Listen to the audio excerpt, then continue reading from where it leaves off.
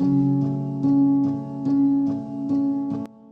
one of the primary criticisms of the IDF in this operation has been the disproportionately high casualty numbers coming from Palestinian sources. Why is that number so high? And what is the IDF doing in order to protect Palestinian civilian lives and differentiate between civilians and combatants? Yeah. So I think those numbers issued by the Hamas-controlled entities in Gaza are, simply put, false. They are exaggerated numbers of women, children, and the elderly. The biggest age group, the part of the demographic of Gaza that you see heavily underrepresented in the Palestinian figures, are men at the age of 17 to 35, which is combat age of men. They're not there. And it doesn't compute with the general population of Gaza. Men are at least 49 or 50% of the population, yet they are very little to be found in the list of casualties. That doesn't compute. And I think that what the Palestinians are trying to do, what Hamas is trying to do, is to inflate the amount of civilians killed and deflate and hide the amount of combatants killed. Not the first time that Hamas tried to do this. What we are busy doing is fact-checking and referencing dead terrorists that we are aware of, and then comparing that to the list of names and numbers that Hamas has given out, finding the discrepancies, and then we will be showing that to the world, and again exposing another lie of how Hamas manipulates information, how they lie and try to deceive.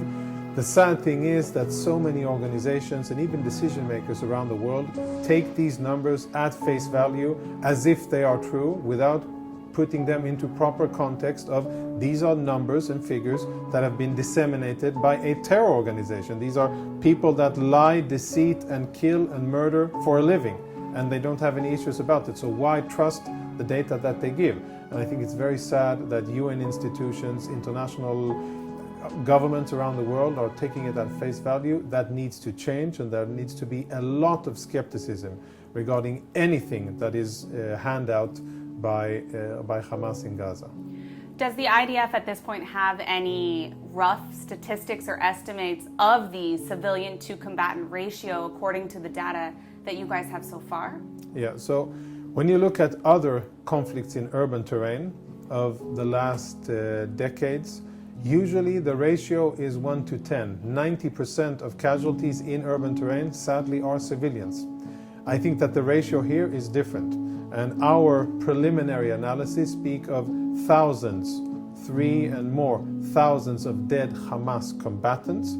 Many of them are still underground in the bunkers where they were hiding. But we're talking about thousands of dead enemy combatants, as opposed to the civilians that have been killed in the fighting. Now, I want to emphasize, we try our best not to kill civilians. We give early warnings. We have them move out of the combat area. We even do roof knocking, and we give warning shots, and wherever feasible, we try to minimize what we call collateral damage, but basically in plain language, killing civilians. That's not what we're after. We're after Hamas. The sad situation is that Hamas uses women and children, schools, hospitals, mosques, in order to hide behind. That is why there are civilian casualties. We will continue to fight according to humanitarian law. We will continue to restrict our forces and fight only against the enemy. Against the enemy, we will continue to fight very hard. That shouldn't be confused. We will be very forceful against the enemy, but we will focus our combat capabilities on the enemy alone.